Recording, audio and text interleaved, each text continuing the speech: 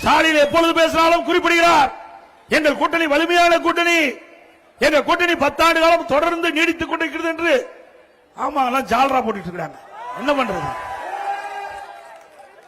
இன்னைக்கு ஒரு நாளாவது சட்டமன்றத்தில் மக்களுடைய பிரச்சனைய திமுக தலைமையில் இருக்கின்ற கூட்டணி கட்சிகள் பிரச்சனையை இந்த அரசாங்கத்துடைய கவனத்துக்கு கொண்டு வந்தாங்களா?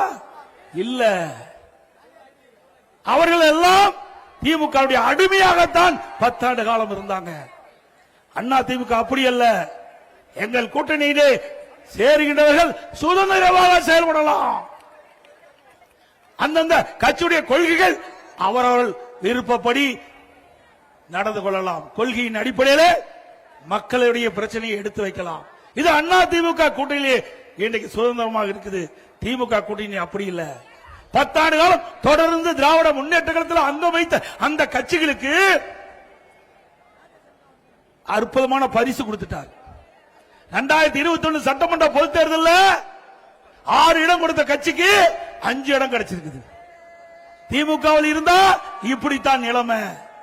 இருக்கின்ற வரை அவருடைய சத்துக்களை உறிஞ்சிடுவாங்க திமுக. அட்டை போல உறிஞ்சுகின்ற கட்சி திமுக கட்சி. கூட்டணி கட்சி தலைவர்கள் சிந்திக்க வேண்டும். இனியாவது சிந்திக்க, எதிர்காலத்திலாவது சுதந்திரமா செயல்படுங்க. மக்களுக்காக நீ கட்சி தொடங்கி இருக்கிறீங்க. மக்களுடைய பிரச்சனை வருகின்ற பொழுது ஆளுங்கட்சியாக இருந்தாலும் அது கூட்டணியில் அங்க வைத்தாலும் மக்களுடைய பிரச்சனையை தைரியமாக சட்டமன்றத்தில் எடுத்து வைத்து மக்களுடைய பிரச்சனைக்காக சாலையில வந்து போராடுகின்ற கட்சி தான் மக்களுக்கு உழைக்கின்ற உண்மையான இயக்கம். ஆனா திராவிட முன்னேற்ற கழக தலைமையிலே அமைக்கப்படுகின்ற கூட்டணியில் இருக்கின்ற கட்சிகளுக்கு அந்த எண்ணம் எல்முனை அளவில் கிடையாது.